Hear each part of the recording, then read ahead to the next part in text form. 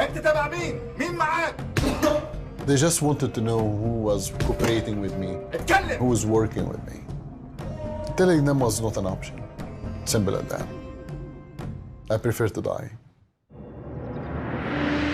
Majed Shafee grew up in a prominent Muslim family in Egypt. But even at a young age, he struggled with Islamic beliefs and practices. There was a lot of violence. There was no place for forgiveness. There was no sacrifice. There was no woman rights. There was no minority rights. He was also troubled by the persecution of people in other religions, especially when he started making Christian friends in college. I saw how peaceful they are. I saw how forgiving they are. I saw the principles and the values that they have. So I didn't understand why you want to persecute people that they are that peaceful. And I needed to know what truth that these Christians have that I was not even allowed to hear. To get answers, Majed went to his Christian friend Tamer, who in turn gave him a Bible. And the more that I read, the more that I saw this amazing Lord that came on earth to die for us, for our pain and sins and disease. And I saw all of his sacrifice, all his love. That's when I came to the conclusion, that's when I came to the revelation that that's the God that we should worship. That's the God that I want to follow. Majed committed his life to Jesus Christ. This feeling of freedom, this feeling of liberation, there is nothing like when you know that you are a child of God and you are not a slave. Shortly after, Majed and Tamer formed an underground organization. They used caves to hide their church services and other activities. We built one Bible school, one medical clinic, and we established, a newspaper asking from the Egyptian government to give us our rights. The government responded by targeting the organization.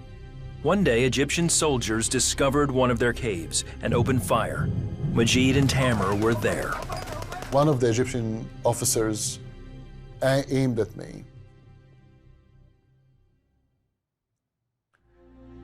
I didn't see Tamer dead. So the officer shot, and that's when Tamer pushed me on the ground, and he took a bullet and he died for me. And his last word for me was, continue the fight, never give up. Majed escaped and continued his work.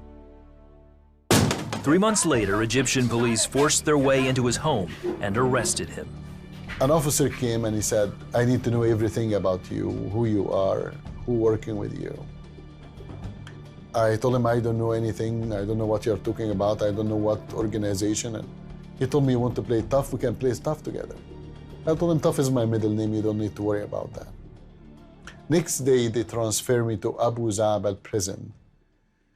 For the locals, Abu Zabal prison is called hell on earth.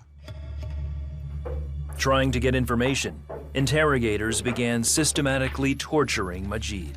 You're underground, you're bleeding from everywhere. You're beaten. There is no even a window in your cell. It's underground. Is absolute darkness. Absolute darkness. And the only thing that you can hear is the scream of the other people with you in the other cells. I really thought I would die there. Very few people came out of it alive. Very few people. After 2 days, Majed feared he would betray his friends. Lying down in a pool of my own blood, that was my prayer.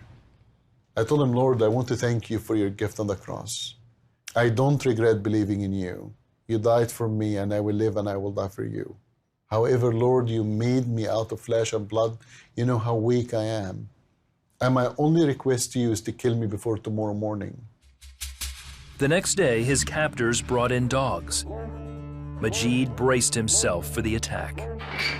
There was absolute quiet and calm.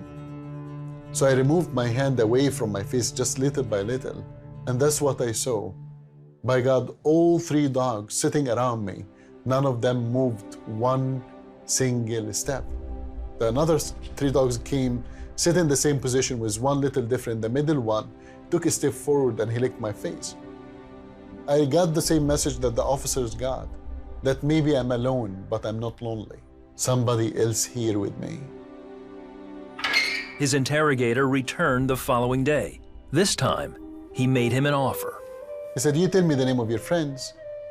I will release you. I will make you witness in the case. I will release you. He listed everything that any man will desire. I looked at him. I told him, oh, that's a very good deal. I will take it. Go get me food and water, and after that, we'll talk together. He said, whatever you like, I will bring it to you. I told him, shish kebab. He went, he bring an Egyptian food. I sat down, I ate. He told me, now you tell me the name of your friends. I told him, listen, we're a big group. Thousands of us.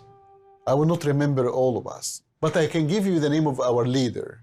He told me, okay, give me the name of your leader. I told him the name of our leader, Jesus Christ. If you can catch him, catch him. Retaliation was severe. Majed remembers enduring 2 more days of torture before losing consciousness, and later, waking up in a hospital. It took him months to recover, only to face charges of treason in Egypt's military court. And I would tell you what I told the judge in this day. If loving Christ and if worshiping him is a crime, I'm guilty as charged, Your Honor.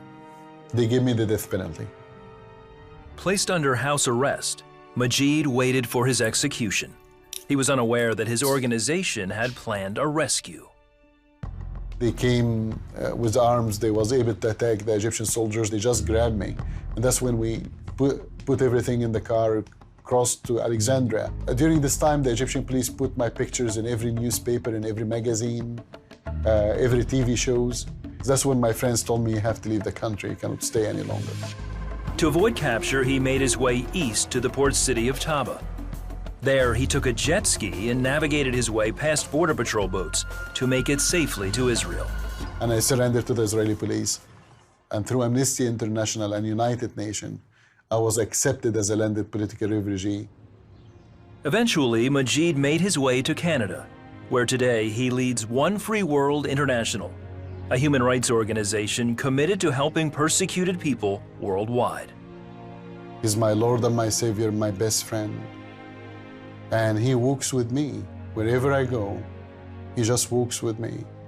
Once you know that you found him, there is nothing else matter after that. Nothing else.